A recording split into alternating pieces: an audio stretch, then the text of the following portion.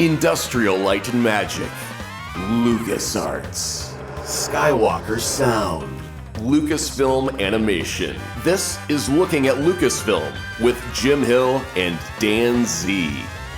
Welcome to Looking at Lucasfilm, the podcast with a different perspective on the world of Star Wars, Indiana Jones, and all of the other entities that George Lucas, Kathleen Kennedy, and the rest of the team at Lucasfilm have dreamed up over the past 40 years. I'm entertainment writer Jim Hill, and on behalf of my co-host, the one, the only, Dan Z, I want to wish all of you a belated Happy New Year's. I also feel like I need to apologize for passing along some bad info with our last podcast.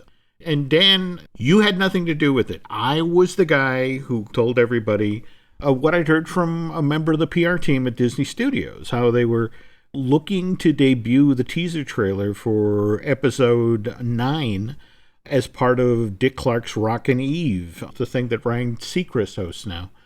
Originally, as I was told, the plan was that after the ball dropped in Times Square, immediately afterwards, what they wanted to do was broadcast on the super screens and the jumbotrons around Times Square to run the trailer there. And I had what I thought was a great source in this story, Dan. A guy I've known from ABC, known this guy for years. He's been a great source previously, never steered me wrong before.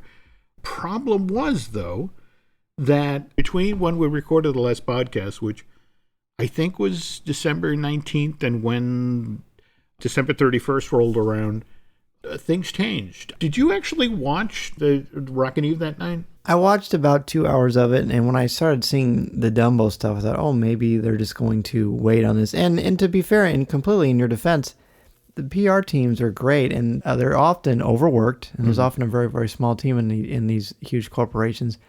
And things change for them all the time, too, so they're basically just the messengers. And when they give you information, that is true at the time, but it's a very, very fluid system. Well, it's very, very gracious of you to have my back here, Dan, but I still got it wrong. It's interesting you mentioned the Dumbo thing, being able to see the Dumbo footage in the background, because Disney had evidently already arranged for use of a number of the jumbotrons and super screens in Times Square when suddenly somebody pointed out a couple of things. And one was, in addition to Ryan Seacrest, there were 15 other broadcast outlets, including NBC and Univision, who were there in Times Square, along with hundreds of print reporters. And Disney was like, do we really want these guys piggybacking, potentially scooping our Star Wars thing?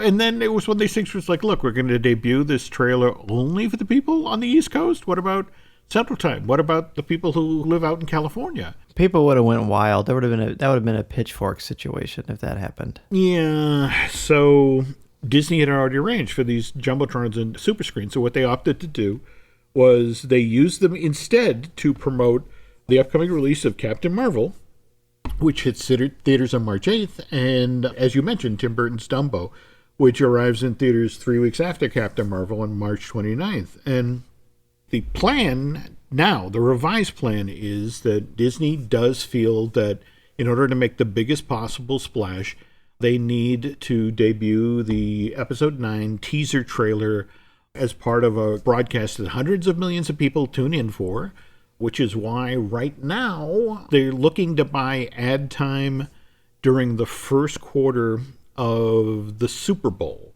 which is going to be broadcast, I want to say, on February 3rd. That sounds right. You seem surprised by it because the teaser trailer for Last Jedi, it debuted at Celebration, is that correct? Yeah, the teaser trailer for The Force Awakens, the major teaser trailer, aired during Celebration Anaheim. The one for The Last Jedi aired during Celebration Orlando. Because that's when everyone is together. They get the huge panel with the cast and the director there, and there's usually a celebrity host that takes care of things. In fact, Josh Gad, I believe, did it for The Last Jedi. Mm-hmm. So that's why they do it, and everybody goes wild, and it's Star Wars pandemonium and Xanadu, all mixed into a bowl of Star Wars Celebration hype. And the fact that they're not doing that does surprise me a little bit, which means they must be saving something for Celebration, undoubtedly, which is April 11th to the 15th. However, the Super Bowl is clearly the most logical choice because that is every year without fail, hang your hat on this. It's the most watched program every year. It's the Super Bowl. So, and the NFL's going to love it because the ad revenue for these things are crazy. Oh, absolutely. Just today, we had some news break in regard to Star Wars Resistance. Out ahead of the show coming back from its mid-season break, the new episodes start airing this Sunday night. Disney announced that they are renewing Resistance for a second season. Over your holiday break, I know you've got a bunch of them piled up. Did you get a chance to watch them yet, or? I did not, but the trailer for the second half of season 1 certainly piqued my interest because we got to see the audio and the animated style, the famous speech from General Hux, which is reminiscent of Hitler addressing the First Order before they destroy Hosnium Prime and the entire New Republic. So I think that's the first time that I can remember where we've seen an animated Star Wars series showcase an exact scene or exact sequence from one of the Star Wars cinematic films in animation style. So to me, that is breaking new ground and suddenly introducing some heavy cost and some serious weight to this series, which, as we've talked about, and as you just mentioned, it's primarily aimed at a younger audience, which is fine, but it's certainly not my demographic. Mm-hmm. So no, I actually did not get to it yet, which is probably not great for my Star Wars resume, but it just hasn't necessarily grabbed my appeal the way that Clone Wars or certainly the way that Rebels did.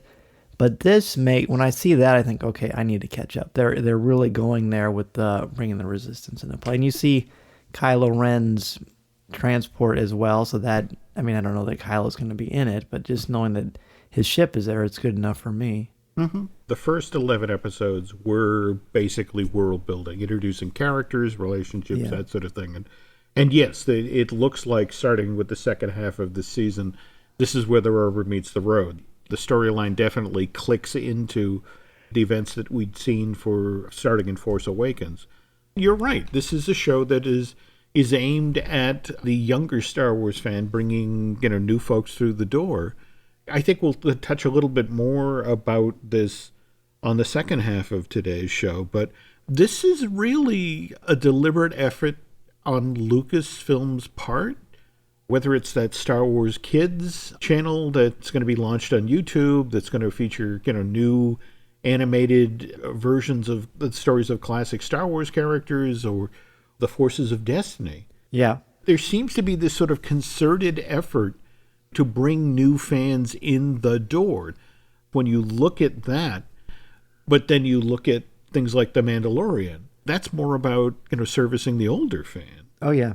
Now, jumping to a totally different subject, this weekend down at Walt Disney World is the Walt Disney World Marathon. I've been following this for 25 years, Dan. I was actually there as a reporter back in January of 1994. Stood in the freezing cold Epcot parking lot and watched what was then considered a record crowd for an inaugural marathon. There were 5,888 runners. When you contrast that with, I guess, last year, through math that I don't understand, the Walt Disney World Marathon celebrated its 25th anniversary, and they had 97,000 people take part. Oh, my. Yeah, it was a huge field. Mind you, this is the 5K, the 10K, the half marathon, the full marathon. If you do all four of those, they have what they call the Dopey Challenge, which you get, in addition to the medals you got for participating in the other four races, you get a medal that says you ran the 48.6 miles in 4 days. And I guess that's why they call it the Dopey Challenge. I was going to say. But I bring this up because for Star Wars fans, and especially the athletic ones, what interests them is the Star Wars Rival Run. It's its fourth year this year, April 5th, 6th, and 7th, I want to say. I think it's the weekend before Celebration. Is it really? I believe so. Yep, wow. It is, because Celebration's the 11th to the 15th. So, holy cow. Okay, so there will be a lot of people limping around Chicago.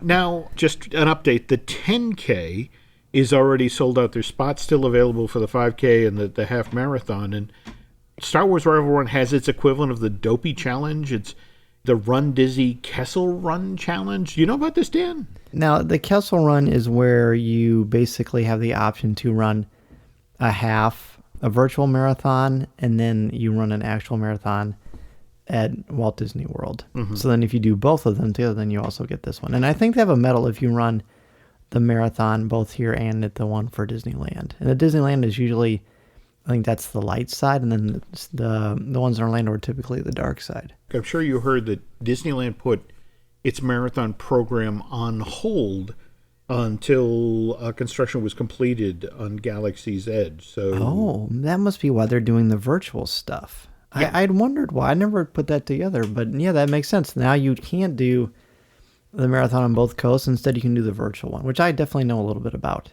Now, you were mentioning earlier that you actually did that, or last year, or? I did. I've always, I know you're not supposed to covet. I know that's a very much a sin, but I've always coveted these Star Wars medals. But every time they have these marathons, I'm at school or I just can't make it out to either coast. So last year they introduced a program where you can do a Star Wars virtual half marathon, and you basically have between when you register and then when the actual weekend, which is again the 5th, 6th, and 7th, to complete it. So you don't have to run all of it in one day. You could run a little bit a day. And what I did, I ran 3 miles a day 3 times a week for about 3 or 4 weeks, and then I ended up getting it. So I was able to ease myself into it. I ended up really, really enjoying it. In fact, I think it was maybe the best I've felt in a long time, and I always feel pretty good, but there's just something about running that can be good for you if you ease yourself into it the right way. So it's actually very much a gateway for people who are interested in this. And for my money, the virtual marathon medals are completely gorgeous. In fact, they might be the best things you can get. And I'm happy that tradition continues, because this year's medals, which they announced on StarWars.com and Run Disney very recently, I was not that impressed with the whole notion. I mean, I know they've got the Rivals thing, and I appreciate the idea of that. I just didn't think it looked very strong compared to what they've done before. The virtual one is great, however. The one I got last year is Poe Dameron, and it's got an X-Wing on it, which actually slides around the entire medal. It's like a very high-quality piece. It's very heavy. Ooh, very cool. Speaking of coveting the medals, I get that. I was looking at the medal for the Kessel Run Challenge, which is the Millennium Falcon, and even with my Grimorian Guard body, just sort of like, I want that. So I may have to look into your whole virtual running thing to see whether or not, if I take a 6 months approach, perhaps you could do it. Why don't we make a Looking at Lucasfilm pact, and we'll both do it. Okay. And we'll pose with our medals at Celebration. Okay, we may have to do this for the next celebration. That's I think the only way I'm going to be running anytime soon is if I can persuade somebody to drag a box of donuts in front of me. What's cool about when you're exercising is that sometimes you can listen to books on tape and that sort of thing. And you were just telling me that you just got the audio version of the latest Star Wars book, The Pirate's Price. Is that right? Or yes, Penguin Random House Audio was kind enough to send me an advanced copy of Pirate's Price, the audiobook version. And the beautiful thing about this is that the entire thing is read by Jim Cummings, who's the voice of Hondo Ohnaka in Star Wars Rebels and Star Wars The Clone Wars. But, of course, Disney fans know him for something much more iconic than Hondo. And it's amazing. I love that Hondo is Winnie the Pooh and Tigger and Darkwing Duck. And Jim Cummings is a lot of guys in one very, very talented body. But a legend. Yeah. Now, Pirate's Price, in much the same way as Thrawn's Alliance, the Timothy Zahn book that you and I talked about a few shows back, there are scenes in this book that are set in Galaxy's Edge. I think when you finally run into Hondo, isn't he in Oga's Cantina? I believe so, yeah. The excerpt that you're talking about does a cool job of very much tantalizing us on that, too. There's even a wonderful sort of throwaway reference to character finds Hondo I'm quoting here, in a busy cantina where a repurposed RX series pilot droid was playing upbeat music to an audience that was mostly ignoring it. And that, of course, is referring to Rex, the Starspeeder 3000 pilot that the Imagineers have retooled, given that he got pulled out of Star Tours for the Adventure Continues version. Lovely that he's showing up again. Wouldn't it be great if Rex was on top of that bar doing the the tequila dance that Pee Wee Herman is famous for? I think that might be pushing, I mean, mind you, they're doing some very ambitious things with animatronics in Galaxy's Edge. If you read the Barron's article that was published last week, they actually talk about how in the marketplace they're going to have basically the animatronic version of Louis De Palma from Taxi, and this animatronic is running a shop. If you're looking to buy something, you actually have to haggle with him. Wonderful detail from a really cool piece, I thought, about Galaxy's Edge. Did you get to read that? Or? Oh, it's tremendous. Yeah, it was very, I was going to say really wetted my whistle, but that sounds too much like a pun for the blue milk. I'm almost getting to a point where when I'm about to see the films, where I think, gosh, is this becoming like actual spoilers for me? How much do I just want to be surprised by? But to be honest, Jim, there's so much that's going to go into this thing, and all the interactivity and all the Easter eggs and things are there. I'm kind of glad I'm at peace with finding out some spoiler type things, because I want to catch it when I'm there, because there's going to be so much going on and so many people. Oh, no, definitely. Though I'm intrigued by how the article dropped that the blue milk is actually going to be a non-dairy beverage, which yes. I get. Many people are lactose intolerant and wouldn't buy the blue milk, but it's like, and it would go bad. How are you going to have that conversation? Would you like the blue milk? It's like, well, I'm lactose intolerant, I can have it. Hey, it's a non-dairy beverage, but it's blue milk. This sounds like the first 30 seconds of an Abbott and Costello bit. It really does. I guess there was some confusion. The article talked about sort of the cinematic reveals that they're going to do for guests entering Star Wars Galaxy's Edge, and I think that's an overly fancy way to explain the sort of storytelling that the Imagineers are looking to do at, the two entrances that Galaxy's Edge in California and Florida have. That, remember, the Disneyland version actually has a third entrance, dead center in the middle of the land, that you can enter through Big Thunder Trail. But the two that they're referring to on the East Coast, it'll be the Grand Avenue Muppet Studios side entrance. West Coast, we're talking if you're in Critter Country and you go past the Hungry Bear restaurant. In both cases, you're going to sort of walk into a thick pine forest that has kind of a twisty trail that the woods are close in initially, and when you finally come to a clearing in the woods, what you're going to see is that there's going to be these ruins, ancient ruins looming in the distance, but immediately to your right, hidden in the tree line, you're going to see this squadron of X-Wings. And conversely, if you come in from the Toy Story Land side at Disney Hollywood Studios, or at Disneyland, I guess this is the top of Big Thunder Trail, where the old Big Thunder Ranch was located. Anyway, you're coming in from the Fantasyland side. There, you're going to come through sort of some scrub, brush, overgrown woods, and enter what clearly is a tunnel that's been carved out of solid rock. But it kind of curves and bends, so you can't immediately see what's ahead of you.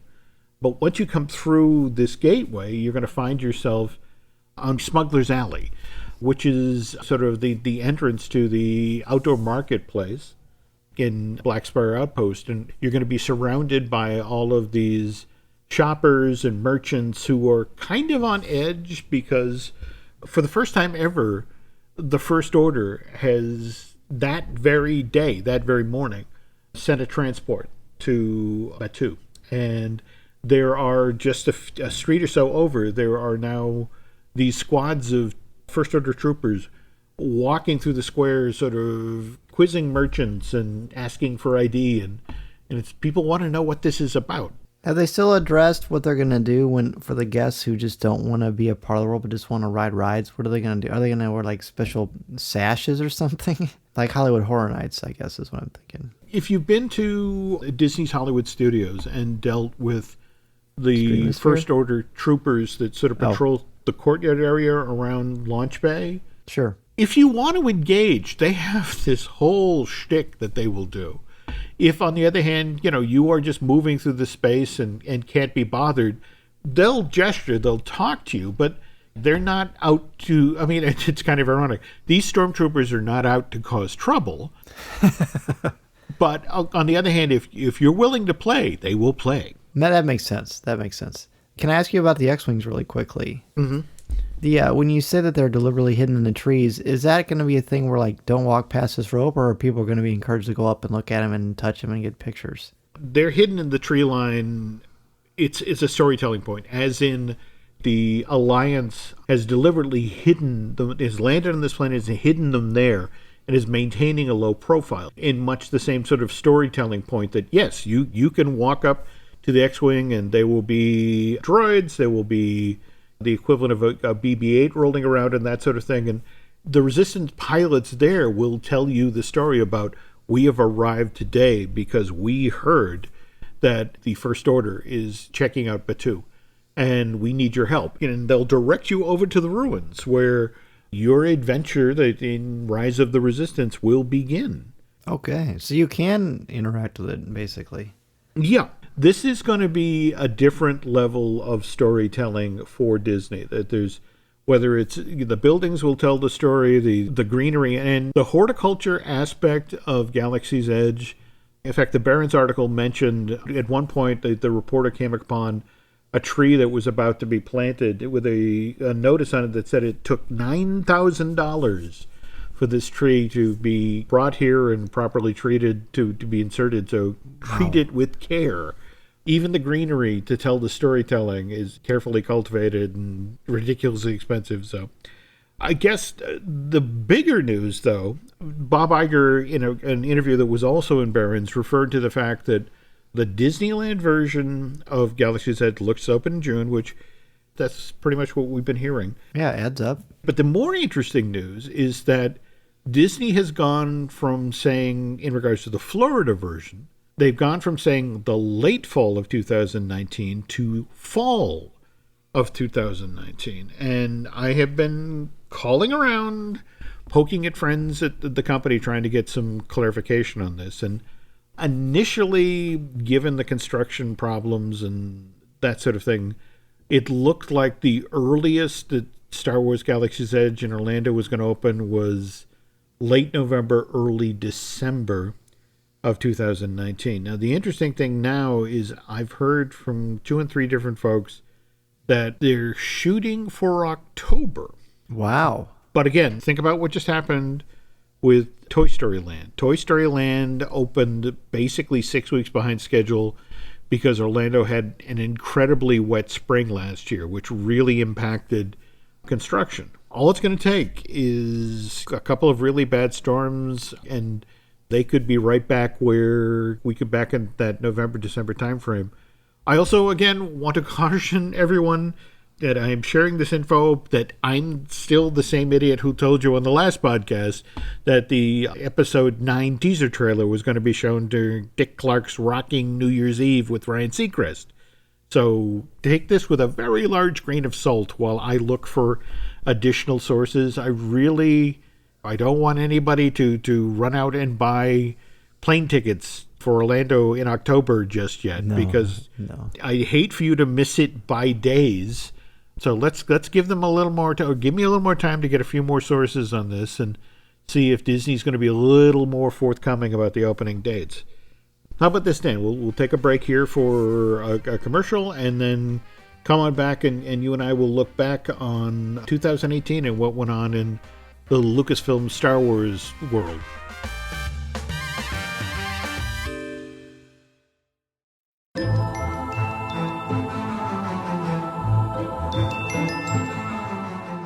Was there one particular event that kind of leaped out at you in 2018 in regard to the Star Wars universe, or? Well, honestly, in the show prep that you did a wonderful job of breaking everything down. There are 2 things that are particularly intriguing to me, and there's a lot of great Star Wars moments. I mean, being at San Diego Comic-Con when they announced Clone Wars coming back certainly is a highlight.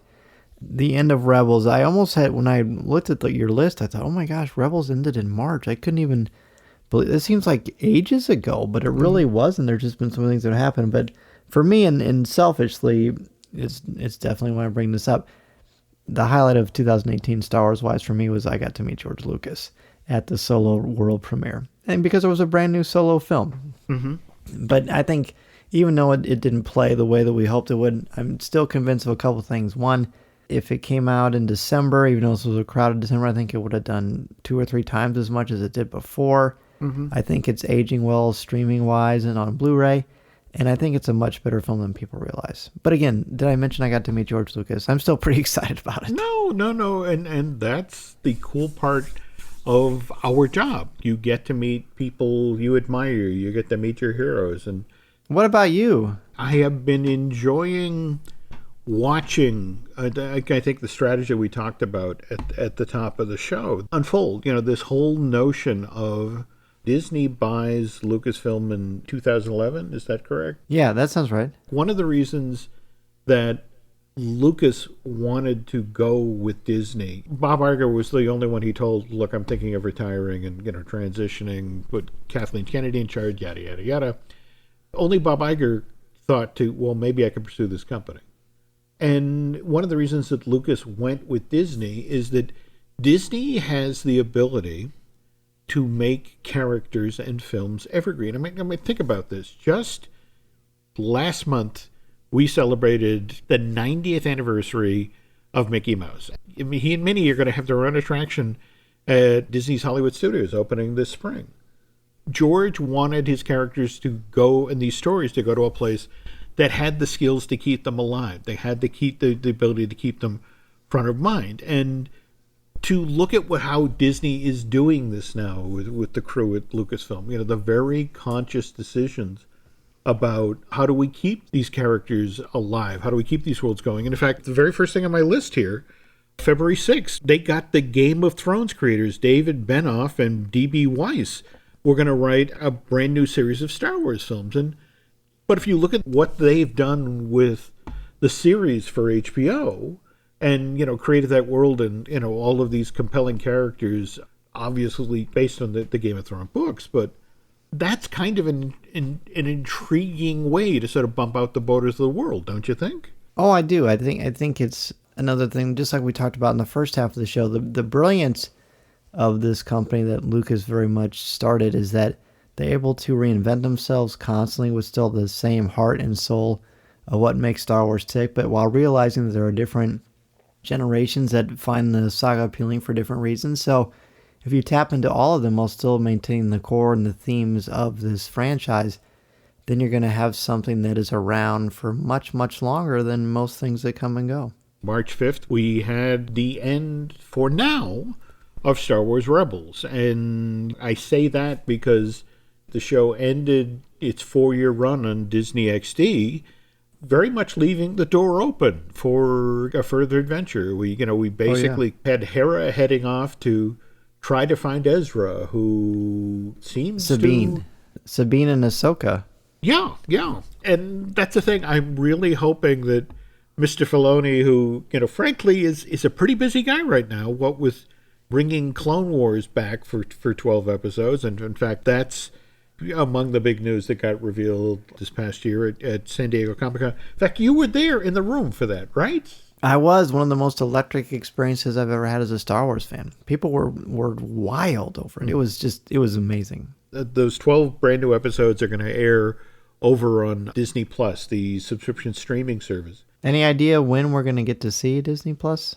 The ESPN Plus, Disney's initial foray into subscription streaming, it launched in April of last year, and I want to say by August, it had its millionth or 5 million subscriber. I'll have to check on that. But either way, it was sort of had plowed the road for what Disney's doing with Disney Play. And so I repeatedly heard that it's the same window is when they're looking to launch a Disney Plus. But again, when they say window, the thing is not necessarily April, because frankly, the month of April is when every department in the Walt Disney Company is pivoting to launch Avengers Endgame. Right. Do we really want to launch our subscription service when all of our PR people are going to be flogging Avengers 4 with the hope that it will do better at the box office than Infinity Wars? Which is saying something.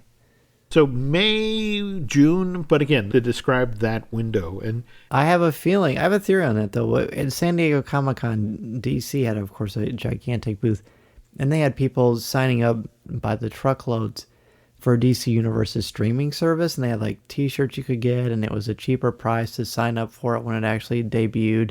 Ooh. I bet you they'll do that at Celebration for Disney Plus. That's an interesting idea. Speaking of the streaming service, March 8th, Lucasfilm announced that Jon Favreau had been signed to executive produce and write a live-action series for Disney Plus. And of course, we wouldn't find out till the fall what that was about, but that's The Mandalorian. And much darker, more adult take on Star Wars material. In fact, have you been following the casting news and the photos coming off the set for that, or? Oh yeah, well, I certainly have. And you're the one who broke it to me last show about IG-88 and Bosk being a part of it. So yeah, and I think they actually released the photo on Christmas Day of that. I think Favreau did on Instagram. Yeah, that just can't wait for that. But again, remember, this is a multi-pronged, very tiered approach to growing the audience. So we have things like The Mandalorian that are obviously aimed at the really diehard Star Wars fans who know the character, the bounty hunters, and as you mentioned. But at the same time, you want to bring new folks through the door, particularly young girls. And this is why March 19th, we had the second season of the Star Wars Forces of Destiny animated series, which is really more this collection of shorts that star the female characters, whether it's Leia or Rose. They try to touch on every single one of the properties. Have you seen any of these, or? Oh yeah, I've seen all of them. Okay, I really like them. I think that they're well written. They're short, sort of lesson driven things, but at the same time they make an effort to make sure that the characters legitimately behave like the characters do, that Hera is Hera or Rey is Rey. And it's the same actors, including Daisy Ridley and John Boyega and Mark Hamill. So, Oh yeah, you're right. They do teach lessons, but they don't fall into didactic territory. They organically happen, and sometimes they add some cool little twists to the story. Like there's one where we get to see where Leia actually gets the Bouche costume so that she can go into Jabba's palace and release Han from the carbonite. And it's because she was able to work something out with Maz Kanata. So yeah, they do some great stuff on that series. And I understand there's a third season coming. Oh, good. I'm glad to hear that. April, we got word on the heels of those of us who were mourning the Star Wars Rebels that there was a brand new animated series set in the era just before Force Awakens that would be debuting on the Disney Channel in the fall. And I had tripped over the name Star Wars Resistance and thought it was a toy line or something that was coming to Galaxy's Edge. And you were like, no, this is that series. This is it. That's right. Jump ahead to May. Finally got Solo, a Star Wars story, released to theaters. And again, I know we've gone over this endlessly. Solo wound up being the 10th highest grossing film domestically for 2018. Did $213 million in ticket sales stateside, $179 million overseas. Total worldwide box office of $392 million. Not a bad thing, except that... Just not Star Wars numbers. No, they're not Star Wars numbers. And more to the point, when they had to shut down production and bring Ron Howard in to replace Chris Miller and Phil Lord, the budget shot up to $275 million, coupled with promotional costs of $150 million. I mean, face it, you can't put a Millennium Falcon on Hollywood Boulevard without spending a few bucks. It's true. In order for this film just to break even, it had to make $500 million. It fell over $100 million short of that. And what was especially frustrating for Disney and Lucasfilm is if you compare the box office for Solo, a Star Wars story, with Rogue One, that did $532 million just in the States alone. When you factor in the $523 million it did overseas, this was $1 billion earning movie, and all that at a budget of $200 million. And remember, Dan, there was a plan here. The Star Wars stories were supposed to be released the even years, and the Skywalker Saga films were supposed to be released during the odd years. And now, especially coming on the basis of what happened with Last Jedi, which did a third less business, both domestic and overseas. That's why we saw an announcement last summer about how suddenly Lucasfilm was tapping the brakes on the Star Wars Stories film series.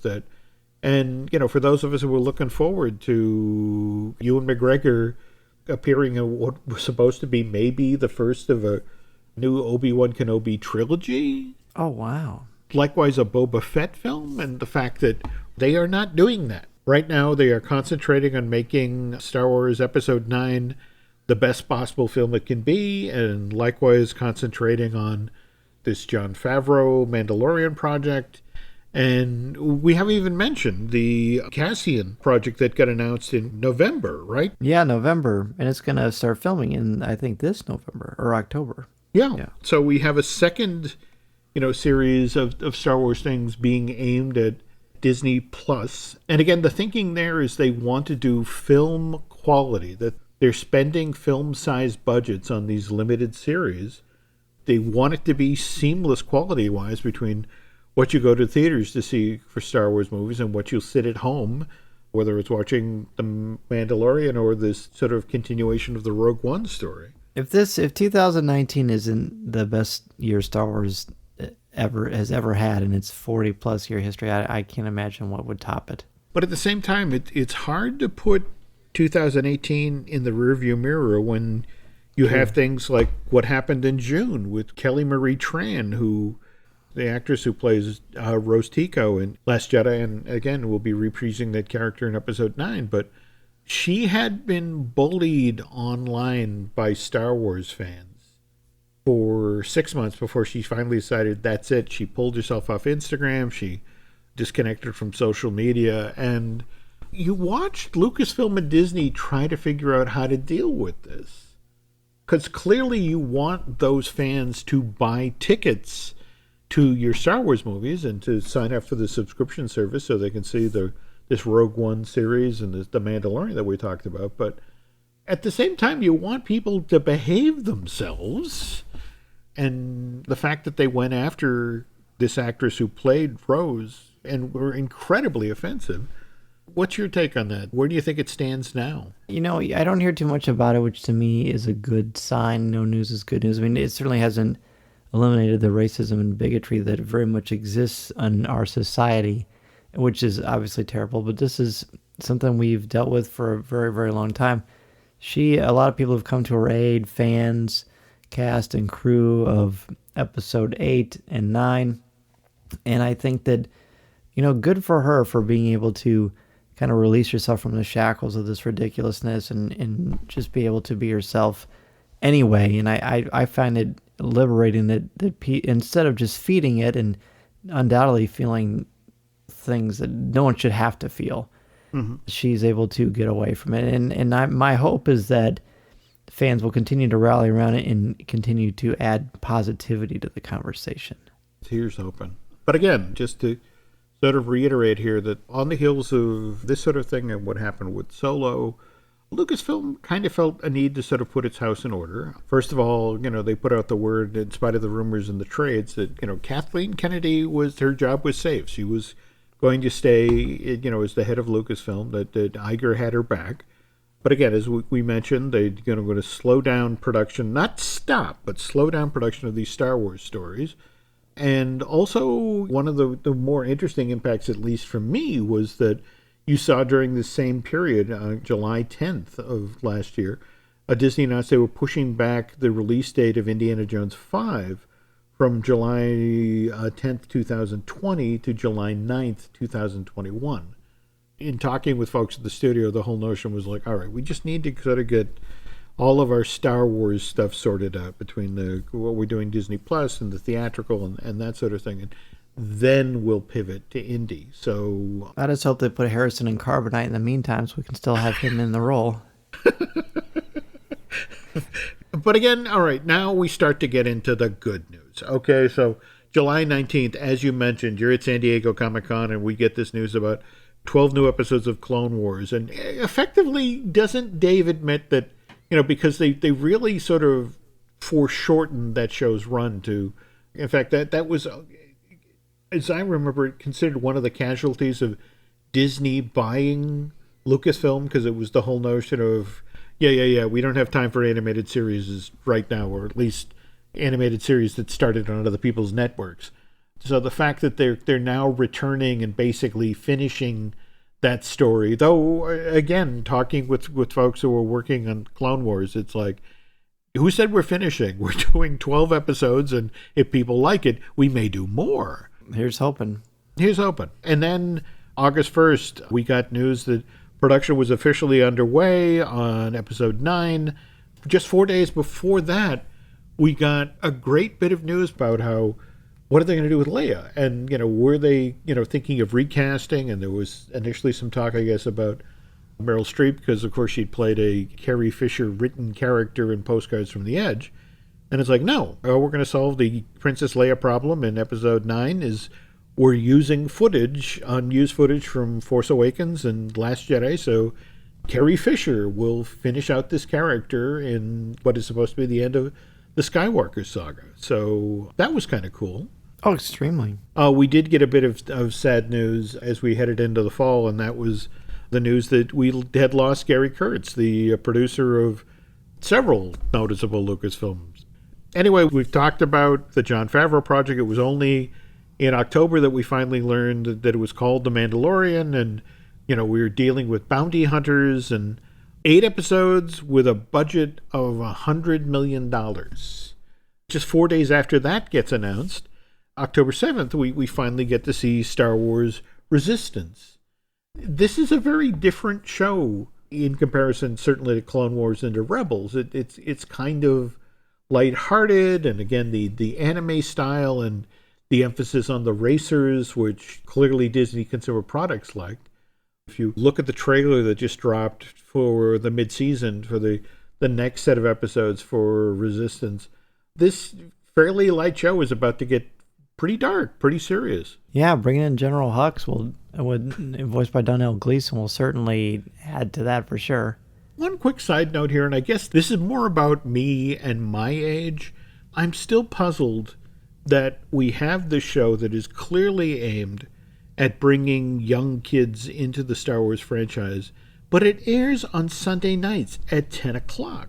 Yeah, that's always been a weird sticking point, I think, because it doesn't seem to mix with the demographic. Yeah, I was talking with somebody at Disney XD, and they sort of smiled at me in kind of a, boy, you're dumb kind of way, but it's like, you understand that we live in this era where everybody DVRs everything, or video on demand.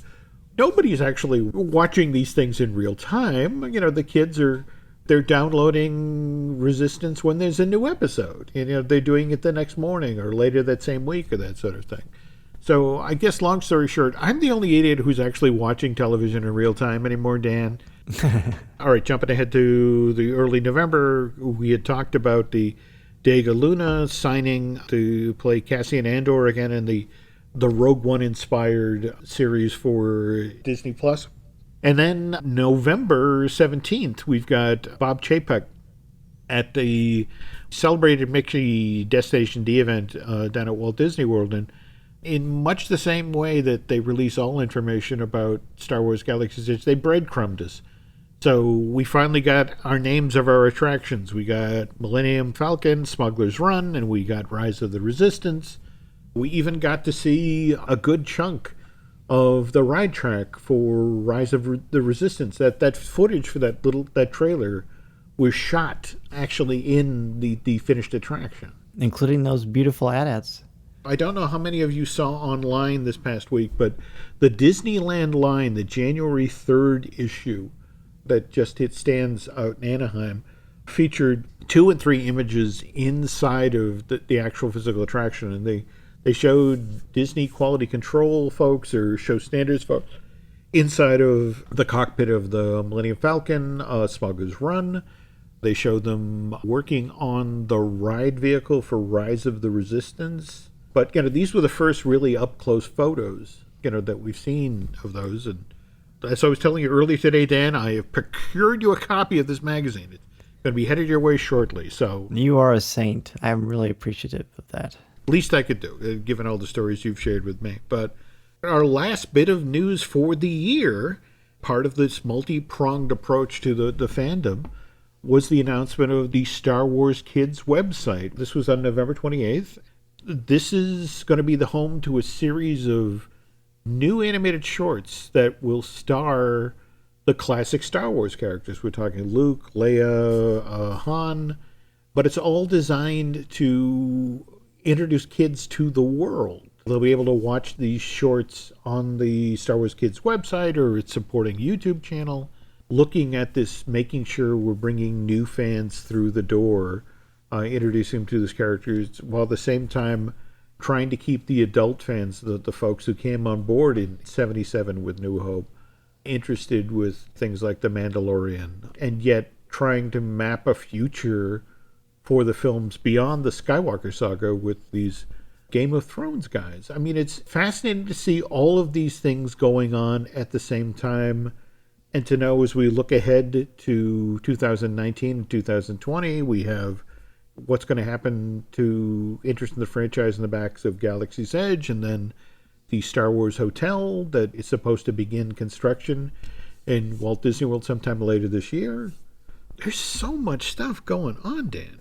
Yeah, like I said, it's 2019 is going to be the year of Star Wars, and when you consider all the amazing things that have happened, 2015 with The Force Awakens, 1977, Star Wars coming on the scene, all those, so many great things in between. This is going to be something else. Just imagine what our end of the year show for 2019 is going to look like. Wow. Ugh, just telling people in advance of that show, get a cot, a pillow. You're gonna have to lie down to listen. Snuggle up, kids. Get the hot cocoa.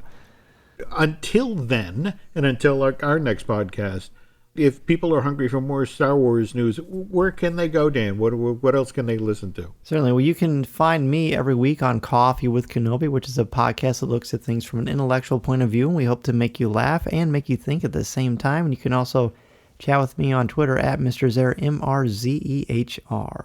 On my side of the fence, if you want to learn about stuff other than Star Wars, we got Disney Dish with Len Testa, we got Fine Tuning with Drew Taylor, we got Marvel Us Disney, that's with the amazing Aaron Adams, and then, there's the folks down the street at Universal, and let's face it, there wouldn't be a Galaxy's Edge without all the wonderful things that Universal Creative did with the Wizarding World of Harry Potter, and that's the stuff I discuss with Dustin Fuse on Universal Joint. Well, anyway, folks, thanks for listening. That's it for Mr. Zehr and myself, so have a great night, okay? Take care. Thank you for listening to Looking at Lucasfilm with Jim Hill and Dan Z, one of many great podcasts on the Jim Hill Media Network.